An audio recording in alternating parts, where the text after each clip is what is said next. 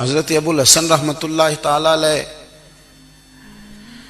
حضرت معاذ ابن جبل رضی اللہ تعالیٰ عنہ کے پاس بیٹھا کرتے تھے. فرماتے ہیں ان سے جو پیار بڑھا تو پھر میرا مصلی سے بھی بڑھ گیا. تابعی ہیں. فرماتے ہیں صحابی رسول سے محبت ہوئی تو ذکر سے بھی ہو گئی, پھر درود شریف سے بھی ہو گئی. محبت ان سے بڑھی تو پھر اللہ نے مسجد کا پیار بھی بڑھا دیا. آپ فرماتے ہیں کہ میری ہر وقت طبیعت چاہتی تھی کہ بس اللہ اللہ کروں, بس اللہ اللہ کروں, بس نہ میں ذرا تھوڑی جان چھڑاؤں لوگوں سے, کو 10 منٹ ملے تو میں کچھ 4 نفل پڑھ لوں, میں تھوڑا سا نہ بچوں لوگوں سے, اور مجھے تسبیح ملے تو میں نہ کچھ 400-500 دفعہ استغفار پڑھوں, سبحان اللہ الحمدللہ اللہ اکبر لا حول ولا قوت الا باللہ, میں نہ تسبیحات پڑھوں. فرماتے ہیں کہ بچے تھے گھر میں 6-7, غربت تھی, کام ملتا کوئی نہیں تھا, اور میں کام چور نہیں تھا, کام ڈھونڈتا تھا, پر اللہ کی قدرت کے کام نہیں ملتا تھا. فرماتے ہیں کہ میں نے ایک دن اپنی اہلیہ سے کہا کہ آج میں پھر جاتا ہوں کام ڈھونڈنے. تو میری بیوی بڑی فرما بردار تھی, پر اس دن نہ غربت کے ہاتھوں تنگ آ کے کہنے لگی آج نانا کوئی تو چیز لے کے آیا, تو مجھ سے بچوں کی بھوک نہیں دیکھی جاتی. یہ سب روگاں دا روگ محمد جس دا نام غریبی, کنڈ بلا کے لنگ جاندے نہیں دوست یار قریبی. آج نہ کچھ لے کے آیا تو میں بچے لے کے میکے چلی جاؤں گی.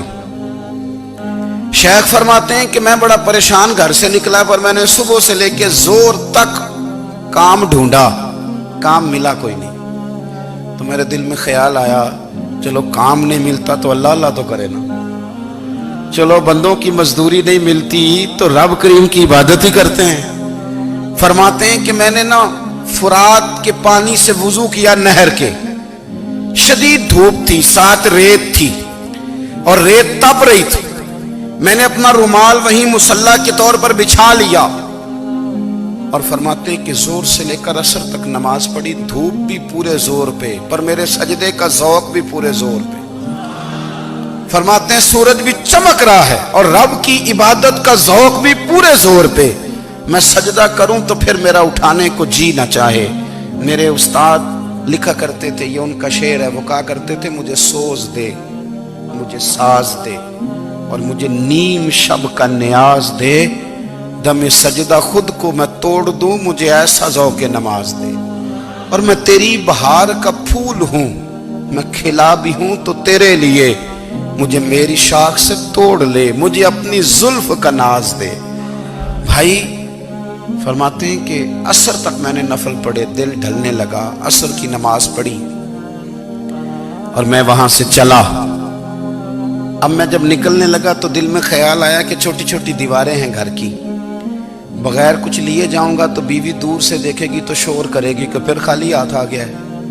کہتے میں نے اپنے اسی رومال میں جس میں میں نے نماز پڑھی تھی نا, رومال میں کی آخی دے پنجابی جسافہ کہتے ہیں, اسی میں نا میں نے کچھ ریت بھر لی کہ وہ دور سے دیکھے گی تو سمجھے گی کچھ لے کے آیا ہے, چلو جا کے اسے بتا دوں گا کہ آج پھر مزدوری نہیں ملی.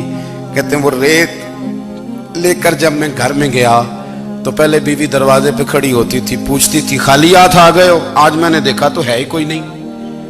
فرماتے ہیں میں اندر داخل ہوا, سلام لیے, کونے میں میں نے وہ رومال رکھ دیا اور میں نے آواز دی کہ بھلی مانس کہاں ہو؟ تو وہ کہنے لگی آپ منہ ہاتھ دھو لیں, میں روٹی لے کے آئی. میں نے کہا روٹی کہاں سے آ گئی, یہاں تو کئی دنوں کے فاقے, تو کئی دنوں کی غربت ہے, یہاں تو اس گھر میں تو فقیری ہے. فرماتے ہیں کہ وہ روٹی لے کے آئی اور اس وقت کی جو موجودہ نعمتیں تھیں, سمجھ لیں سلاد اچار ہر چیز ساتھ لائی. میں نے کہا کہ بچے کہاں گئے؟ کہنے لگی وہ کھانا کھا کے کھیلنے گئے, آپ کھانا کھا لیں آ جاتے. کھانا اس نے چن دیا. میں نے حیرت انگیز لہجے میں ساری نعمتیں اپنے دسترخوان پہ دیکھ کر کے بیوی سے پوچھا یہ کہاں سے آیا کھانا؟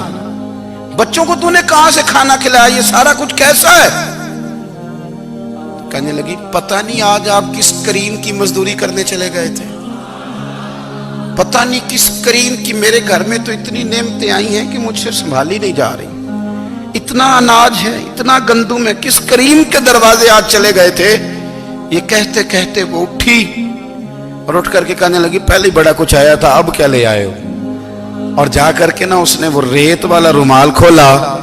کہنے لگے میں تو لے کے آیا تھا ریت، تو میرے رب نے اسے بھی سونے اور ہیرے بنا دیا تھا.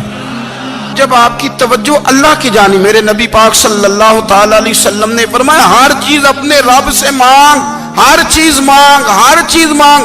یا رسول اللہ کیا کچھ؟ میرے محبوب نے فرمایا تیرے گھر میں نمک بھی ختم ہو جائے تو وہ بھی اپنے رب سے مانگا کر. تو مانگنا، وہ تجھے دے گا، تو اس کی بارگاہ میں کشکول طلب دراز تو کرنا. اور ترمذی شریف میں عجیب لفظ ہے، رسول کائنات نے فرمایا، رب کریم فرماتا ہے جب میرا بندہ ہاتھ اٹھاتا ہے نا تو مجھے حیا آتی ہے کہ میں خالی کیسے لوٹا دوں اس کے. اتنے بڑے بادشاہ کی بارگاہ میں. او بھائی، لوگوں سے عزتیں تلاش کرتے ہو تو وہ کیا تمہیں عزت دیں گے؟ وہ تو کل اچھا کہتے ہیں پرسوں برا کہنے لگ جاتے ہیں.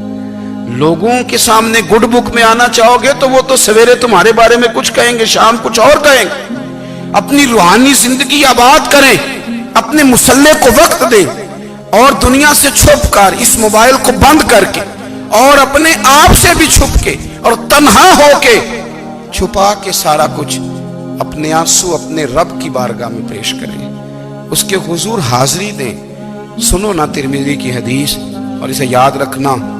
نبی پاک علیہ السلام نے فرمایا اپنے دکھ لوگوں کے سامنے نہ بیان کرنا، سیٹھوں نوابوں کو نہ بتاتے پھرنا، دنیا داروں کے سامنے جا کے نہ رونا کہ میں تکلیف میں ہوں. فرمایا اگر دنیا داروں کو دکھ بتاؤ گے رب تمہیں کبھی غنی نہیں کرے گا. اور لوگ ہیں کہ الٹا مذاق اڑائیں گے. آپ کی جس سے بڑی پکی یاری ہے نا، پکی، وہ تب تک پکی ہے جب تک آپ نے 50,000 مانگا نہیں. اور جس وقت آپ نے کہہ دیا کہ میں مجبور ہوں میری مدد کر، تو پھر ختم ہو گئی دوستی.